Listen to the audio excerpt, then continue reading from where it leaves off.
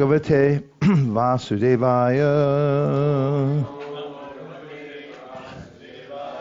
Om Namo Bhagavate Vasudevaya. Om Namo Bhagavate Vasudevaya.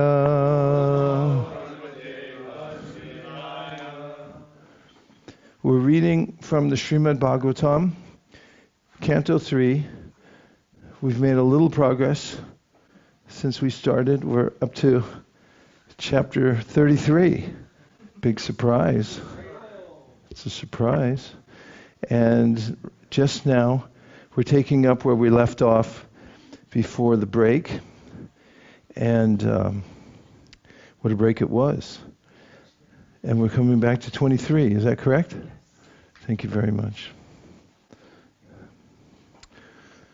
Activities of Kapila. Thereafter, having heard with great eagerness and in all detail from her son Kapiladeva, the eternally smiling personality of Godhead, Devahūti, began to meditate constantly upon the Vishnu form of the Supreme Lord. She did so with serious engagement in devotional service. Because she was strong in renunciation, she accepted only the necessities of the body. She became situated in knowledge due to realization of the absolute truth. Her heart became purified. She became fully absorbed in meditation upon the Supreme Personality of Godhead, and all misgivings due to the modes of material nature disappeared. Her mind became completely engaged in the Supreme Lord, and she automatically realized the knowledge of the impersonal Brahman. As a Brahman realized soul, she was freed from the designations of the materialistic concept of life. Thus, all material pangs disappeared, and she attained transcendental bliss. Purport. The previous verse states that Devahūti was already conversant with the absolute truth. It may be questioned why she was meditating. The explanation is that when one theoretically discusses the absolute truth, he becomes situated in the impersonal concept of the absolute truth. Similarly, when one seriously discusses the subject matter of the form, qualities, pastimes, and entourage of the Supreme Personality of Godhead, he becomes situated in meditation on Him.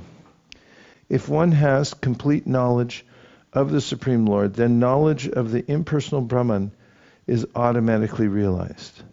The absolute truth is realized by the knower according to the three different angles of vision, namely impersonal Brahman, localized supersoul, and ultimately the Supreme Personality of Godhead. If one is situated, therefore, in knowledge of the Supreme Person, this implies that one is already situated in the concept of the Supersoul and impersonal Brahman.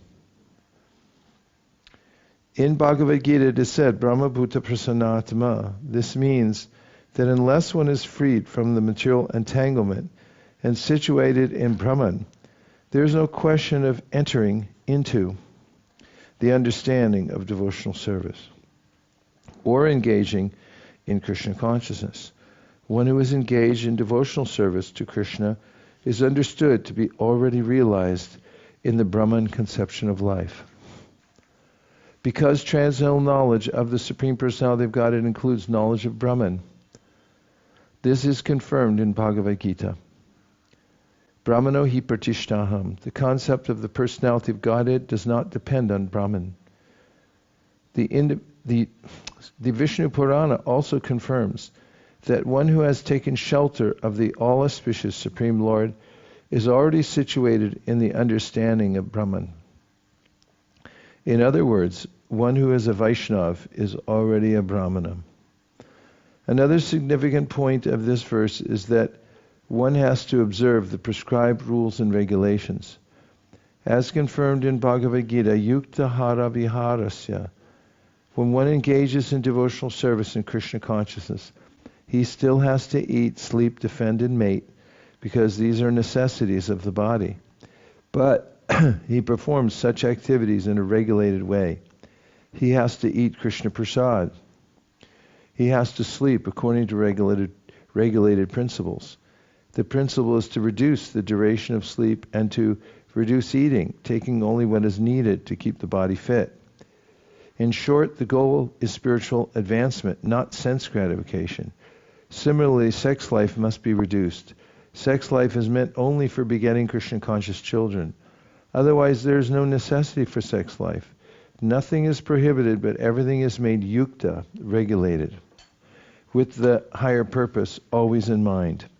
By following all these rules and regulations of living, one becomes purified, and all misconceptions due to ignorance become nil. It is specifically mentioned here that the causes of material entanglement are completely vanquished. The Sanskrit statement, anartha nivritti, indicates that this body is unwanted. We are spirit soul, and there was never any need for this material body. But because we wanted to enjoy the material body, we have this body through the material energy under the direction of the Supreme Personality of Godhead. As soon as we are reestablished in our original position of servitorship to the Supreme Lord, we begin to forget the necessities of the body, and at last we forget the body.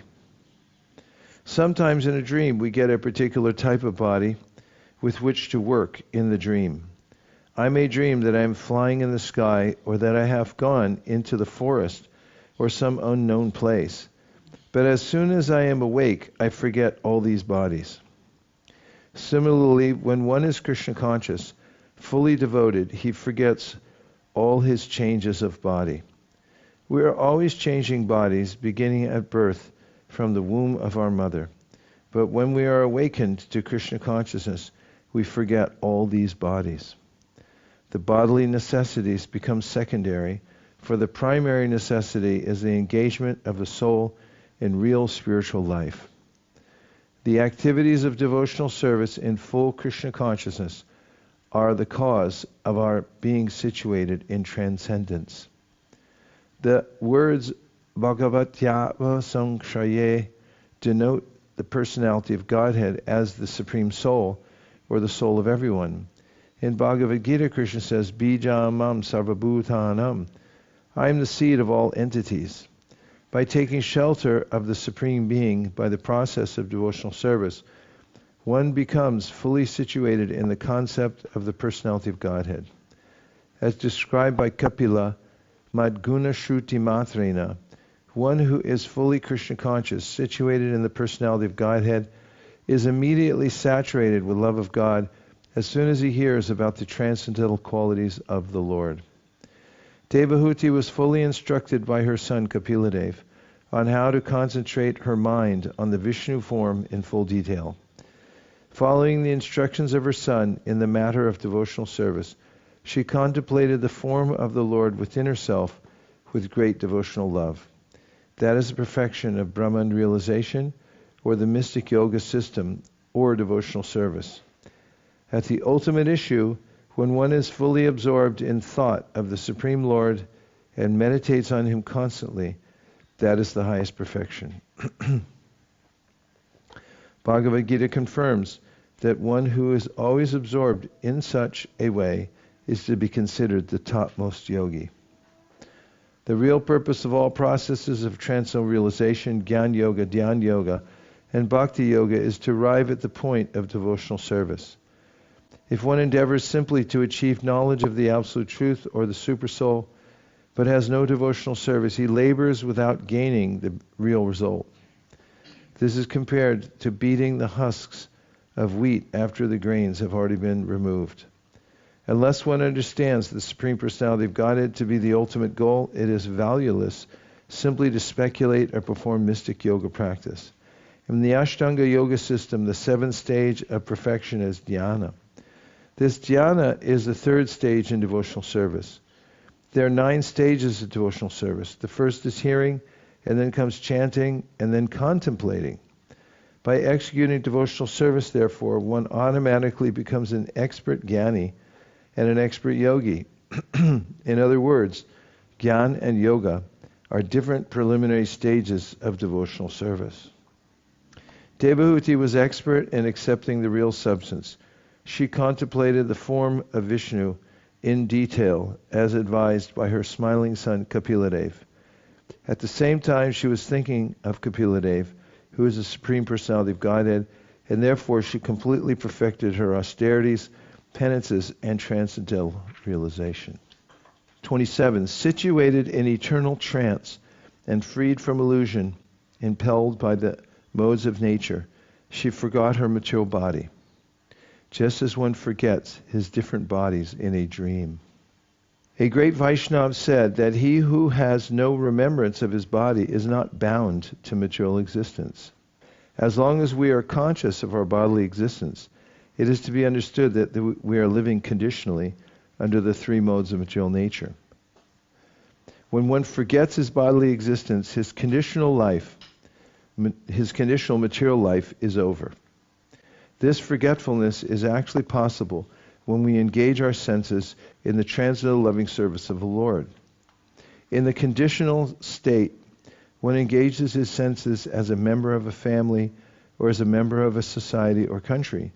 But when one forgets all such membership in material circumstances and realizes that he is an eternal servant of the Supreme Lord, that is actual forgetfulness of material existence. This forgetfulness actually occurs when one renders service unto the Lord. A devotee no longer works with the body for sense gratification with family, society, country, humanity, and so on. He simply works for the Supreme Personality of Godhead, Krishna. That is perfect Krishna consciousness. A devotee always merges in transcendental happiness, and therefore he has no experience of material distresses. This transcendental happiness is called eternal bliss. According to the opinion of devotees, constant remembrance of the Supreme Lord is called samadhi, or trance. If one is constantly in trance, there is no possibility of his being attacked or even touched by the modes of material nature. As soon as one is freed from the contamination of the three material modes, he no longer has to take birth to transmigrate from one form to another in this material world. Her body was being taken care of by the spiritual damsels created by her husband, Kardama. And since she had no mental anxiety at that time, her body did not become thin. She appeared just like a fire surrounded by smoke. Purport: because she was always in trance, in transcendental bliss, the thought of the personality of Godhead was always carefully fixed in her mind.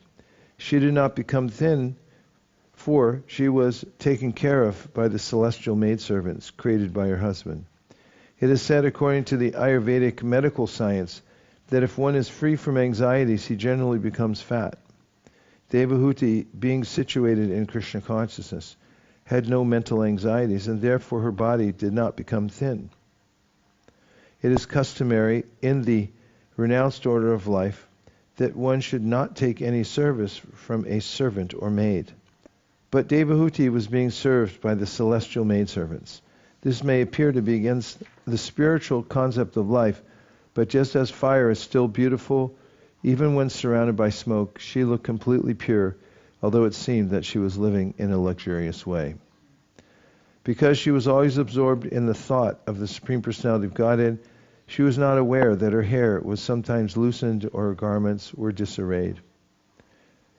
In this verse, the word Daivaguptam, protected by the Supreme Personality of Godhead, is very significant.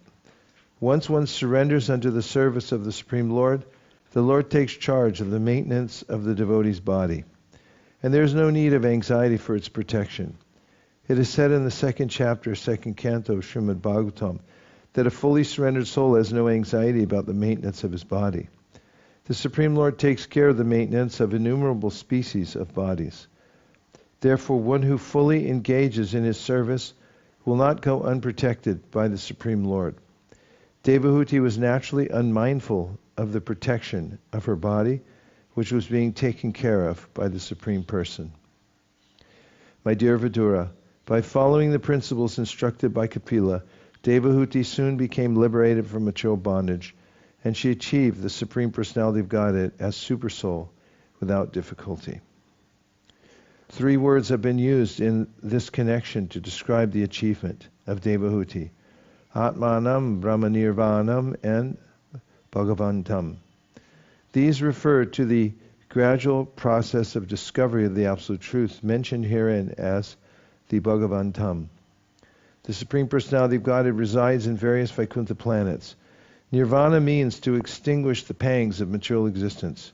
When one is able to enter into the spiritual kingdom or into spiritual realization, one is automatically freed from material pangs.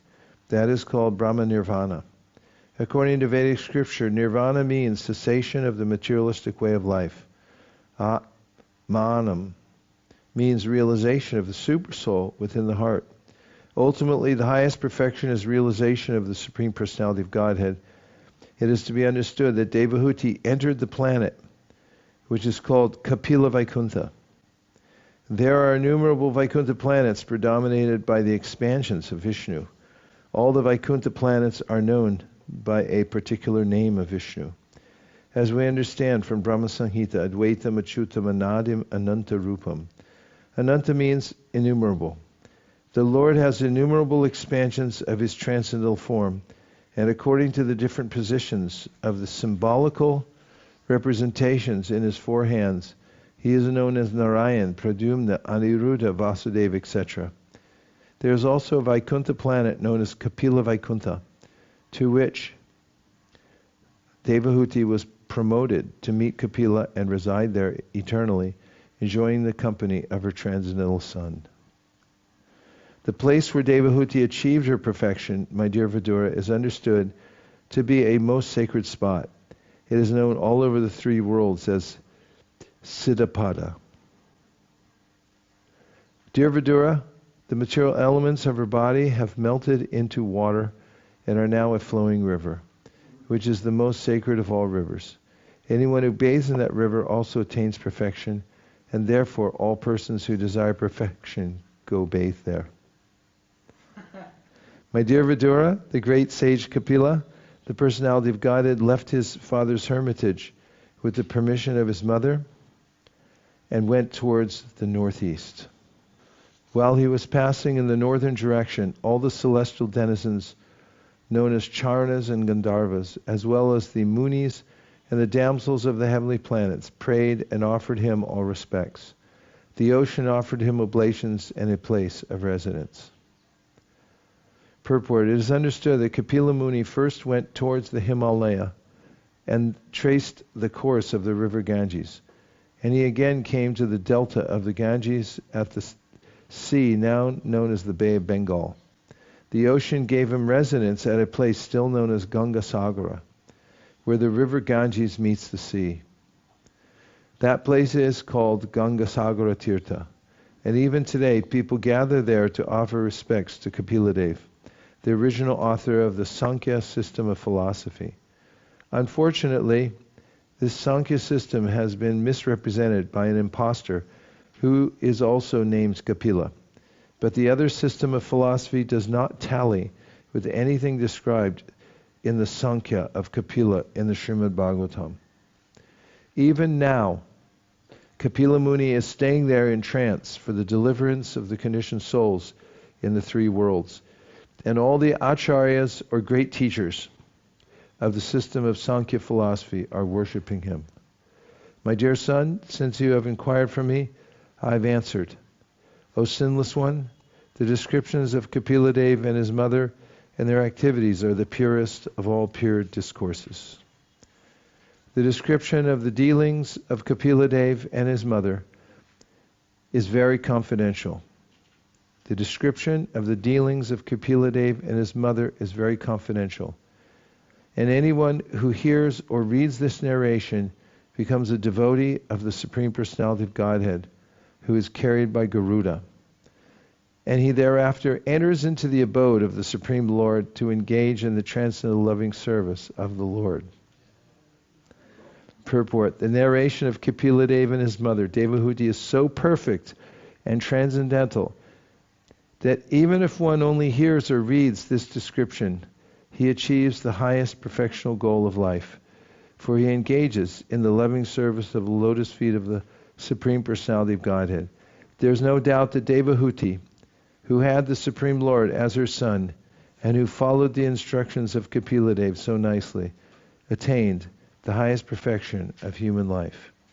Thus end the Bhaktivedanta purports of the third canto, 33rd chapter of the Srimad Bhagavatam, entitled Activities of Kapiladeva, wait for it, end of the third canto. Victory! Bravo! Bravissimo! Jai, Jai! Bravo!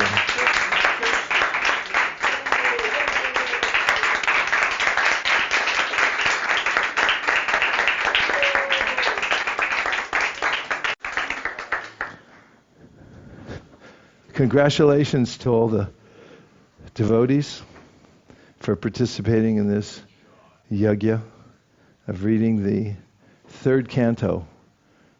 We didn't miss a syllable, thanks to Shamya Pras.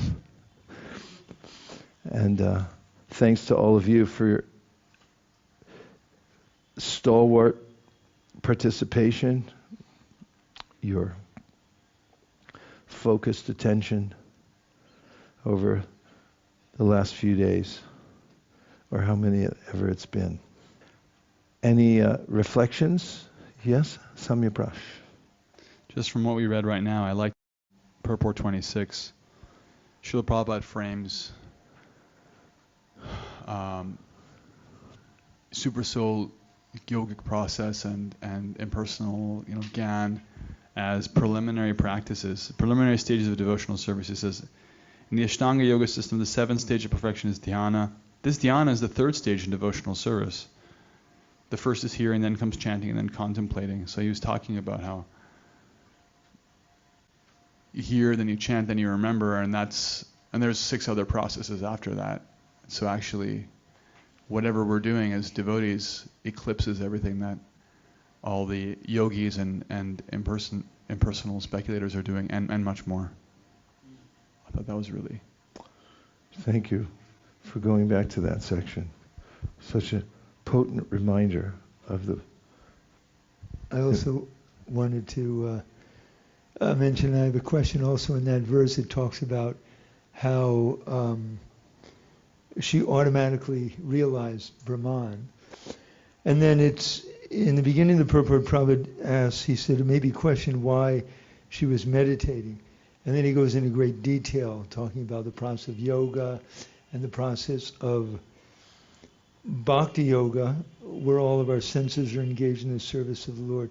But I didn't quite understand how it was applying to Devahūti, because he says that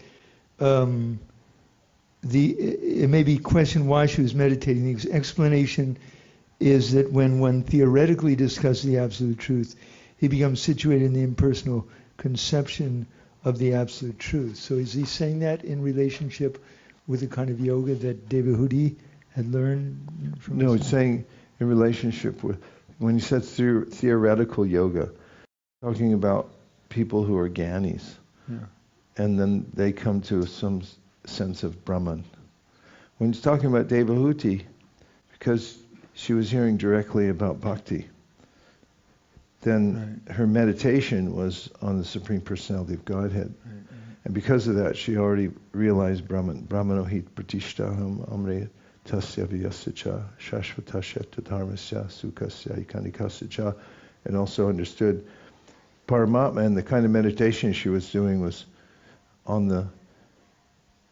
Bhagavan, because that's why she attained Kapila Vaikuntha. Right. Thank you for clearing that up for me. Any more impressions, questions, thoughts, reflections? Yes. You can talk about the canto in general. Devavrata? Oh yes, Mahendra, go ahead. We'll never be the same. That's so true. I think we took too much. Okay, go ahead. I was just thinking today of the concept which I heard you speak about a few years ago on Jagannath Puri called consolidation. And I was wondering if you could give some practical points or just some guidance on how we can consolidate all of this into our own life, because we take in, as you said, we took too much. How do we consolidate this in such a way that... Well, as I was telling somebody recently, maybe I was telling Bana Prabhu, in previous years, I felt like I was trying too hard. I was trying to capture every point. I wrote them all down. In fact, afterwards, Samya Pras did some arduous work over the next couple of days, trying to pinpoint all my notes that I had taken to try to catch every single thing. And I was in anxiety that I was going to miss any point. And I wasn't able to assimilate all that, at least not on that level academically. As the notebooks pile up, I have thousands of notebooks, and somebody's transcribing them now, and I'm realizing same thing. Anyway, here's my thought on that: is that it automatically gets consolidated in some ways. I was just realizing on the trip to Vrindavan, I just felt enveloped by the words I've heard from the purports. You can't not get affected. It's like radiation. You may think, that was nothing, and then next thing you know, you're totally radiated. And I think that it takes a little time. Like vidyam cha vidyam jayas tadvedo bhayam saha avidyayam ratum tirtva vidyayam ratumashate. Only one who can cultivate nescience and transcendental knowledge side by side can transcend the influence of repeated birth and death and enjoy the full blessings of immortality. So there's a way in which everything goes in. That's my realization.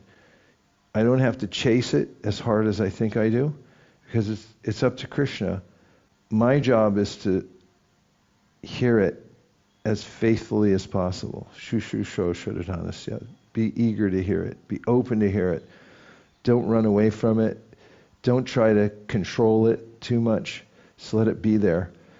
And then Krishna knows exactly how all the places to fit it into my consciousness. Like this goes here, that goes there.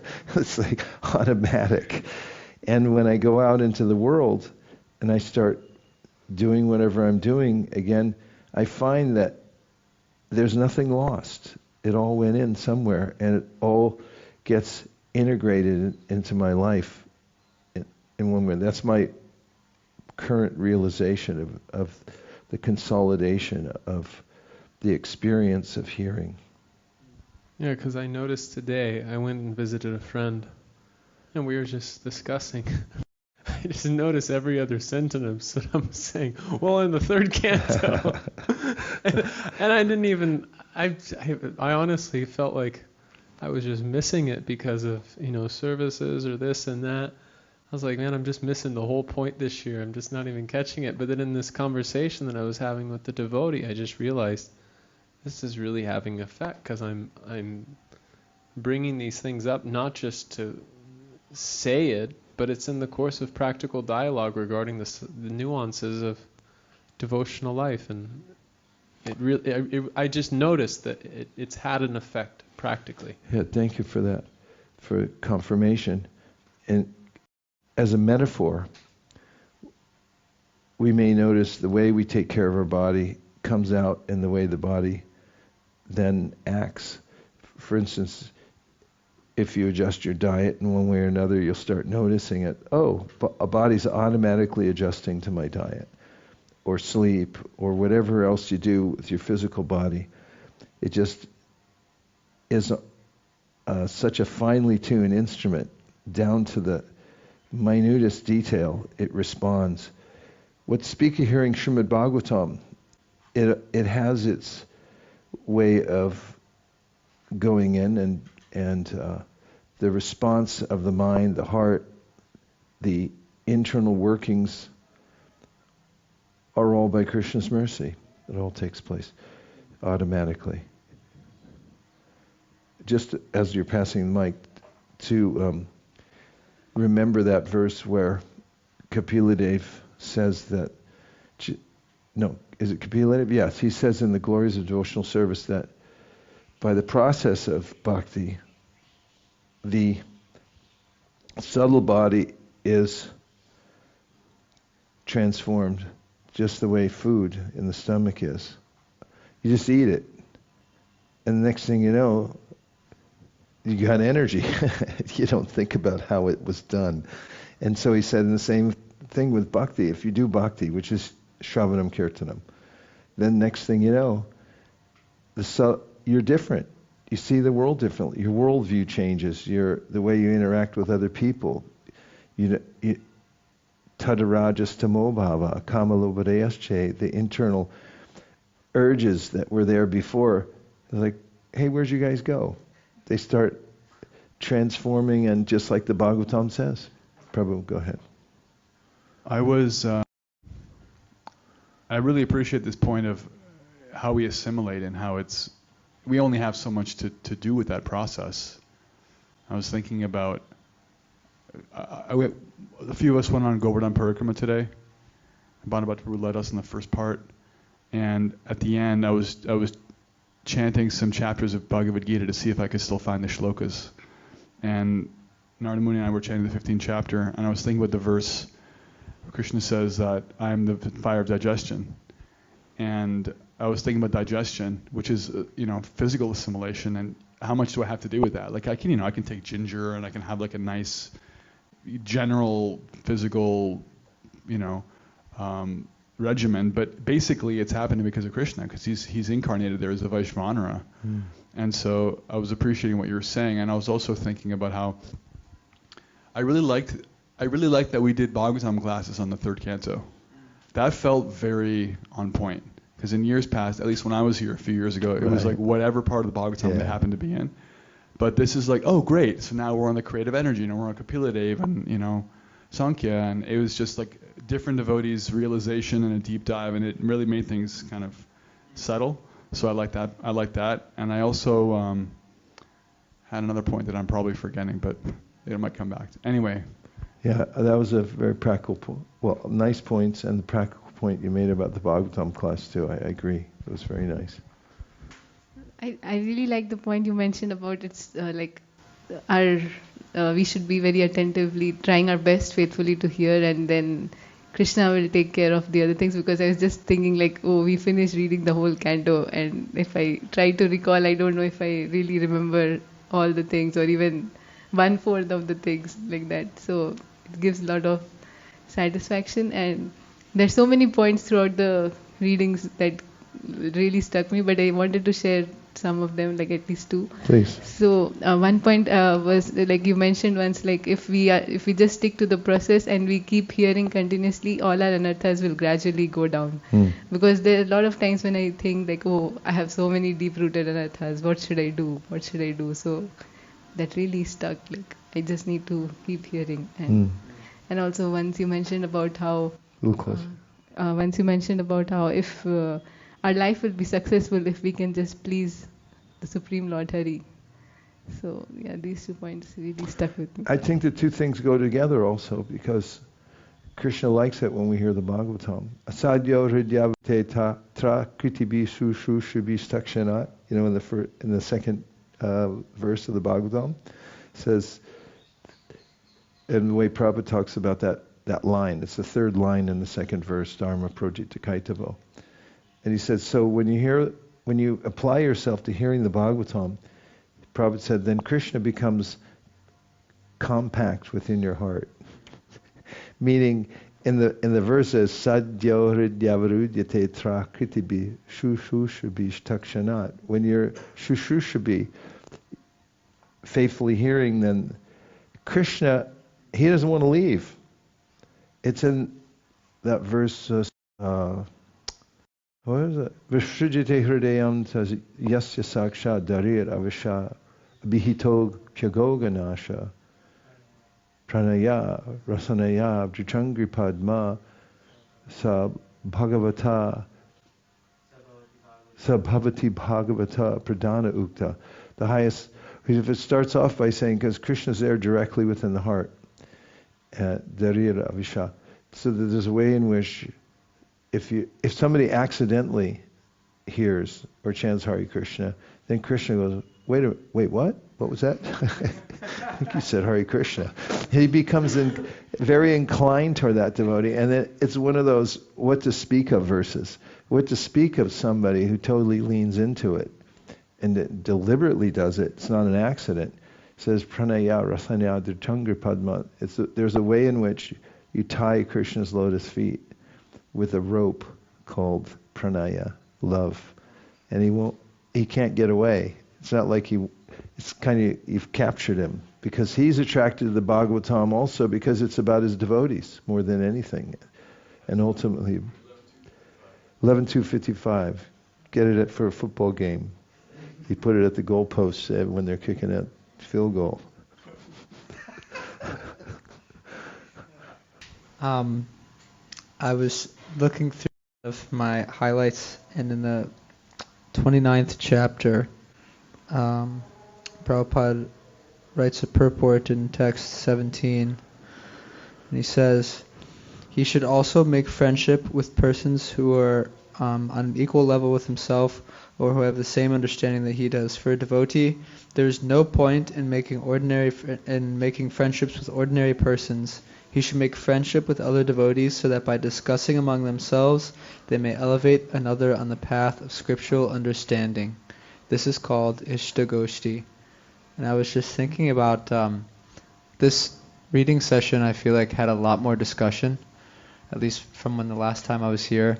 And I was appreciating how it really, the Bhagavatam just churns the heart and a connection with all the devotees, even if we don't necessarily make an endeavor separately to understand how did you come to Krishna consciousness, or all these conversations are wonderful, but just being here and discussing the Srimad Bhagavatam, we're developing such a deeper relationship with each other.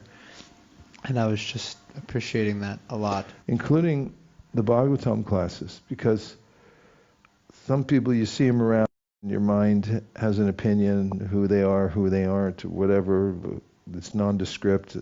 But when somebody gives a Bhagavatam class, then you get more sense of the depth of their realization, their personality, their enthusiasm, and so forth. That went a long way, along with the discussion as well. Discussion was really good too, this year, I thought. Yes, Mahendra Prabhu. Yeah, I also had a point on that, or just to share that this was every year I can't measure which was, but this is something which makes it incomparable, because with like reading yourself, because in that Sangha, I just remember the verse from the fourth canto from Prithu Maharaj. He specifically mentions that this Sambhashana, Samprashna, discussion with questions, it's Sarvesham Vitanoti Sham, it's just increase everyone's happiness. And that happiness comes because we are coming close to Krishna in this type of discussion, especially hearing realizations of senior devotees like you. It just makes it so deep and also practical, applicable in terms of what do we do in our spiritual life, also our duties in the preaching mission, and it's just perfect. It reminded me of a verse I might have with me. I've half memorized it. It's a verse that I don't think I have with me, but the verse includes Bhaktya Sanjayate Bhaktya. How does that start? Bhaktya Sanjayate Bhaktya is the third line, and the verse Smaranta Smarayantascha something Goga Haram Harim Bhaktya Sanjayata Smaranta Smarayantascha Mito Gauga Haram Harim Bhaktya Sanjayate Bhaktya Bibhratya Bibhartya. utpulakam tanum. If you say it at the same time, it's hard for me. Utpulakam tanum. Utpulakam tanum. So that verse, read the translation, please. The devotees of the Lord constantly discuss the glories of the personality of Godhead among themselves. Thus they constantly remember the Lord and remind one another of His qualities and pastimes. In this way, by their devotion to the principles of Bhakti Yoga, the devotees please the personality of Godhead, who takes away from them everything inauspicious. Being purified of all impediments, the devotees awaken to pure love of Godhead, and thus, even within this world, their spiritualized bodies exhibit symptoms of transcendental ecstasy, such as standing of their bodily hairs on end. Yeah, that's it. Pachita Magata Prana. It's kind of in that assembly, and then all of a sudden, poof, gone. Devavrata Prabhu, do you have a point? Well, I think. Oh, the verse before that as well. Before Smaranta Smarantascha. And by the way, just that verse, Smaranta Smarantascha, means those who remember and cause other people to remember. That's the meaning of it. Smaranta Smarantascha. What is the next line? Mito Goga Haram Harim. That's all right.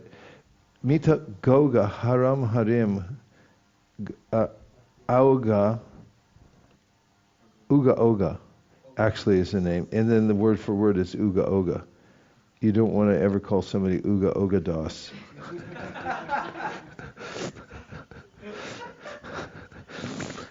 Uga, hey Uga. So it's saying Uga Oga Haram Harim means that the Lord, He's there and He takes away the Uga Oga, the horrible reactions to sinful activities that are so deep-rooted, nobody else can get at them. But if you sit with devotees, Smaranta Smarantascha, you hear, you remember, and you cause other people to remember. Mito Gauga Haram Harim, Bhakti Sanjayate Bhaktya, and then Bhakti grows from that. And then Pramati, Bibhartya Pulakam. And then comes the full-blown version of it, just from remembering, causing other people to remember. Okay, yeah, the next verse is verse before that. Parasparanu katanam pavanam bhagavad yashaha mitoratir mitastustir nivritir mita atmanaha. One should learn how to associate with the devotees of the Lord by gathering with them to chant the glories of the Lord. This process is most purifying. As devotees thus develop their loving friendship, they feel mutual happiness and satisfaction. And by thus encouraging one another, they are able to give up material sense gratification, which is the cause of all suffering. You can't make that stuff up. It's too good. Let's hear from the outside people's party. Your impression of the third canto, your impression of the yagya, any particular points, complaints, you want your money back? Hare Krishna. Okay. Hot mic. You do come on and Havi Prabhu. I had a little bit of a question. It seems Haribo, Haribo, Haribo, Haribo. Maybe a little bit louder. Haribo, Haribo. Good? We hear you. We hear you. Okay. A little quiet out here, I think, but I think it's okay. Everybody can hear? Yeah? Okay. At the end of the chapter, I'm just wondering about Prabhupada's. It's I guess it's a glorification of Devahūti in a way, where he says, "There's no doubt that Devahūti, who had the Supreme Lord as her son and who followed the instructions of Kapiladeva so nicely, attained the highest perfection of human life." Is this just a literary device, or it seems like Devahūti was already perfected, having Devahūti having Kapiladeva as her son? So is that just a way of Prabhupada glorifying her in a way? Same kind of position as maybe Arjuna? It's not over till it's over. I mean, these pastimes culminate, for instance. It's kind of quiet. I said it's not over till it's over. And like in the Madhurya Kadambini, you hear about, can you hear now? There's a way in which Vishwanath Chakravarti Thakur discusses the various stages of advancement in devotional service. And the first time I read the Madhurya Kadambini, I was surprised because trending upwards into bhava, and then even prema, until in the prema when one sees the Lord face to face. Like, no, there's still something there. Like, still something there in bhava and prema until they see the Lord face to face. What's there, the result of their past aparadhas. So when I say it's not over till it's over, till Dhruva gets on the plane, heads back, and there's a culmination. It's okay, it's all tied up, and now Devahūti's going back. Yeah, obviously she's liberated, and she's a pure devotee, but then there are even gradations there, up to the very end that closes the pastimes as absolutely positively went back to Godhead, there in Vaikuntha, no coming back, that type of thing. Havi Prabhu? I'm very much impressed by the concept of radiation coming from the words of the Bhagavatam. And this is exactly how I somehow or other thought about it, that if we expose ourselves, then, as you say, the damage is going to be done. Yeah. I once wrote a little vignette based on a song that I heard when I was a kid. And the main lyric, or the refrain in the song is, I've got sunshine on a cloudy day. And I remembered that because I was at a San Francisco Rath Yatra in mid-August, and it was foggy and freezing cold, and I was running around setting up the book tables, but I didn't bother to put a hat on because I thought, it's cloudy. And the next day I was so burned, and I looked online, and it said, dummy. That was the first thing it said. You stupid. It said there's ultraviolet coming through the clouds that you can't see, but that's the stuff that really gets you. And I was thinking about Namabhasa, and how in the Nama Chintamani, Haridas Thakur is extolling the glories of Namabhasa. So you may not feel it, you may even feel bored or whatever, but you're doing major damage because it's sunshine on a cloudy day. It's coming through. And we don't know how much is coming through in the radiation, but we do know that the Bhagavatam keeps saying, if you do this a little bit, it's going to come through to you.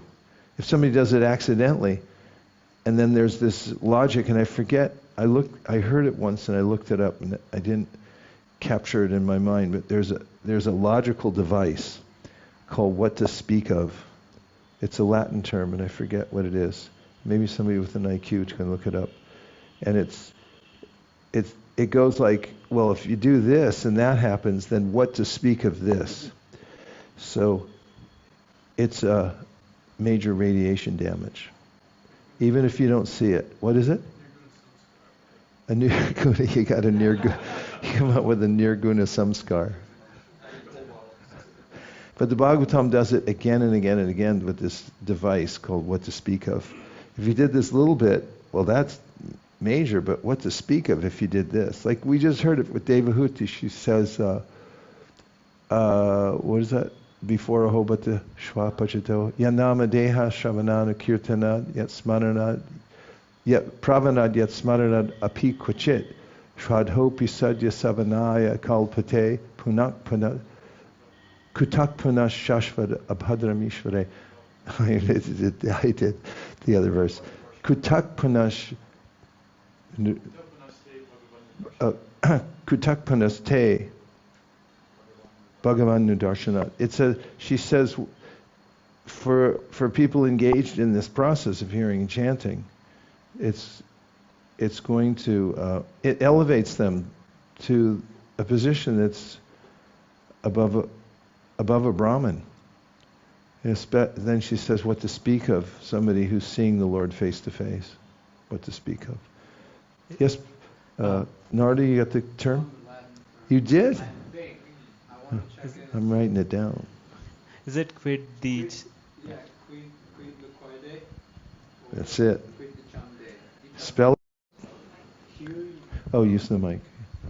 The outside devotees are ready to revolt. Sorry. It is quid loquarde. So it's Q-U-I-D space L-O-Q-U-A-R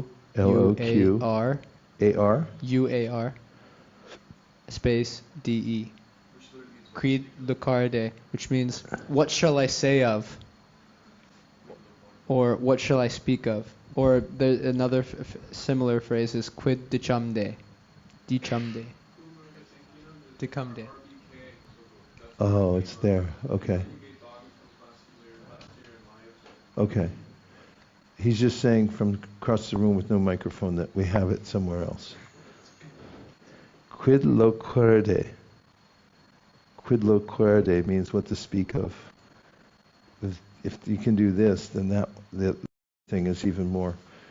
So let's take a little break and we'll come back for... Oh, Bana. Okay, sorry.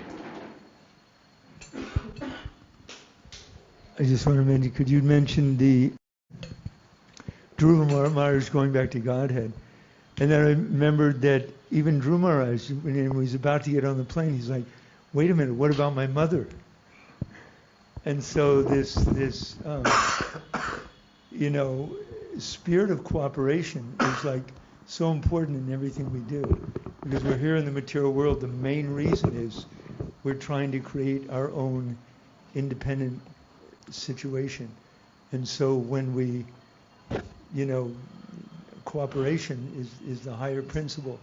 And when we surrender that higher principle of cooperation, then Krishna is able to act through us in many unseen ways that we can't calculate. And from so many pastimes of the prachettas and different things, we hear how Krishna is so pleased when the devotees just get together and hear and chant.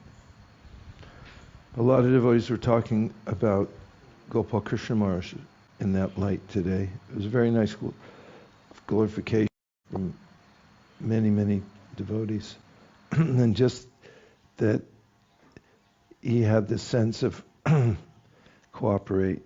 He taught his followers to cooperate. And his two main principles, Govinda Maharaj brought up, he said, his two main principles were, I am your servant, and I'm always afraid of Vaishnava Parad. And because of that and his adherence strictly to Prabhupada's process and be in ISKCON, follow the GBC, that some people think, oh, that's boring. He was able to build an empire. And he always seemed nothing flashy. Is understated. That's very good. Understated, and things just sprung up from that. So your point's really well taken. It's the mood in which one cooperates and has this becomes a channel. Okay?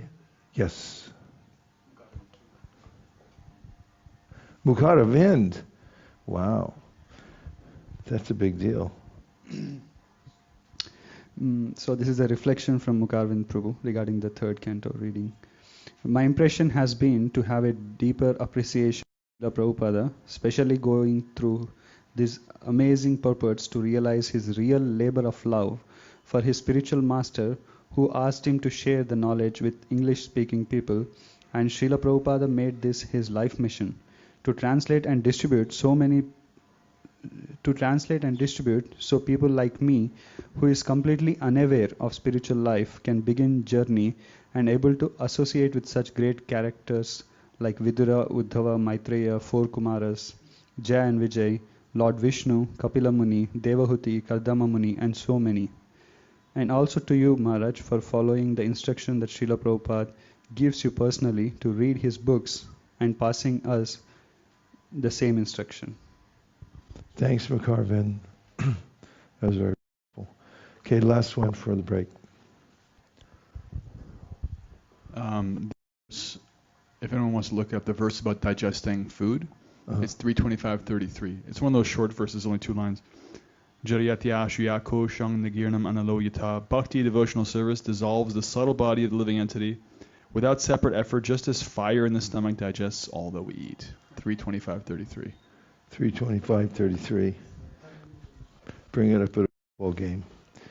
We thus take our cow break, Gayatri break, and I also am closing the 3rd canto of the Srimad Bhagavatam.